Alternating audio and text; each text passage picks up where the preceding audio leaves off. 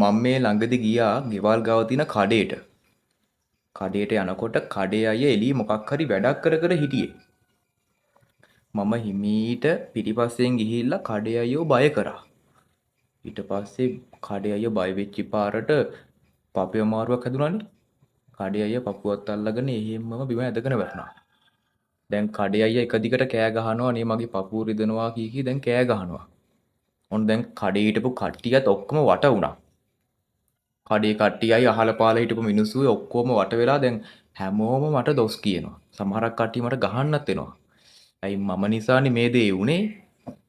මං දැන් කල්පනා කරනවා අයියෝ මොකද්ද මම මේ කරපු වැඩේ? ෂික් අප දැන් මම නිසානේ මේක වුනේ. දැන් එකපාරට කඩේ අයියා කෑ ගහන එක නතර කරා. මට පොඩි සැකයක් ආවා හත්තිගේ මේ මිනිස්සයා මැරුණවද? මම හිමීට ළඟට ගිහිල්ලා බැලුවා හුස්ම ගන්නවද කියලා. කඩේ අයියා හුස්ම ගන්නෑ. දැන් මට 100%ක්ම ෂුවර් මේ මිනිස්සයා මැරිලා ඉන්නේ. දැන් මං කල්පනා කරා දැන් මම නිසානේ මේ මිනිස්සයා මැරුණේ. දැන් ඉතින් මට මේකට හිරේ යන්න වෙනවා. ඔන්න දැන් කට්ටියම කඩේ අය උස්සගෙන ඉස්පිරිතාලෙට අරන් යන්න හදනවා දැන්. ඔන්න දැන් මම එහෙමම කල්පනා කරා හරි දැන් කරන්න දෙයක් නැහැ. දැන් මම හිතලා හරි කොහොම හරි දැන් මම හිතන්නේ නැතුව හරි කොහොම හරි දැන් මං වැරද්දක් නේ කරේ. මට දැන් මේකට හිරේ යන්නත් වෙනවා. පොලිසියෙන් ඇවිල්ලා අල්ලගෙන යනකම් ඉන්නේ නැතුව මම්ම ගිහිල්ලා පොලිසියට බාර වෙනවා කියලා මම තීරණය කරා.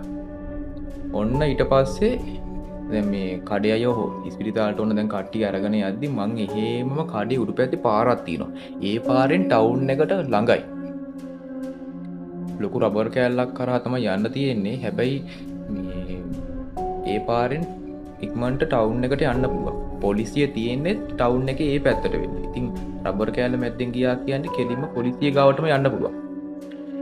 ඉස්පිරිතාලට යනවා නම් කඩේට ඉස්සරහ පාරෙන් යන්න ඕනි. ඉතින් අරගොල්ලෝ ගියේ කඩේට ඉස්සරහ පාරෙන්. මම ටක් ගාලා රබර් කෑල්ල මැද්දෙන් පොලිසියට යන්න ඕනි කියලා ඔන්න දැන් මම රබර් කෑල්ල මැද්දෙන් යන ගමන් ඉන්නේ. දැන් මට පුදුම බයක් තියෙන්නේ දැන් මට හිරේ යන්න වෙනවනේ. කමන්නේ ඉතින් මොනවා කරන්නද ඉල්ලන් කෑවනේ දැන් ඉතින් යමු කියලා මම රබර් කෑල්ල මැද්දෙන් ඔහොම යනකොට ගමේ කෙනෙක් හිටියා. මගෙන් ඇහුවා ඇයි මොකද හදිසියෙ කොහෙද යන්නේ? මං කිව්වා නෑ නෑ මම මේ ටවුන් එකට පොඩ්ඩක් දුවන්න ටවුන් එකට පොඩ්ඩක් හදිසියට මේ ගිහින් එන්න යනවා කියලා මං සේප් එකේ දැන් එයාවත් පහු කරගෙන රබර් කෑල්ල මැද හරි ඔහොම යනකොට එකපාරට රබර් ගහකින් නිකන් රබර් ගහක් උඩ පතුරු ගහනවා වගේ සද්දයක් ආවා. මම බැලුවා උඩ බලපුවම එකපාරට කළු බලලේ පැන්නනි මගේ උරිස්සට රබර් ගහේ ඉඳන්. දැන් මං බැලුවා ඔහොම බැලුවට පස්සේ බලලගේ ඇස් දෙක රතු පාටයි. නිකන් ලයිට් එකක් හයි කරා වගේ. ඊට පස්සේ බලලා කිව්වා පුදුමේ කියන්නේ බලලා කතා කරා. ඒ බලලා මට කිව්වා උඹ එහෙනම් මාව මැරුවා නේද? කාලා කන්නියා කියලා මට එහෙම කිව්වා. මං කල්පනා කරා යකෝ මේ සතා කතා කරනවා. මට සුවර් එකටම හිතුණා මේ අර කඩේ අයියාගේ හොල්මන තමයි මේ බලලා විදියට ආවේ කියලා. ඔන්න දැන් මම බලලා ඔහොම එකපාරට උරිස්සෙන් අතට පැන්නා. අතට පැනලා මගේ අතින් කෑල්ලක් කඩලා ගත්තා. දැන් අත රිදෙනවා පුදුම විදියට. මං එහෙම අත ඔහොම ගැසුවට පස්සේ පූසා ඒ බලලා විසික් කරා ගියා.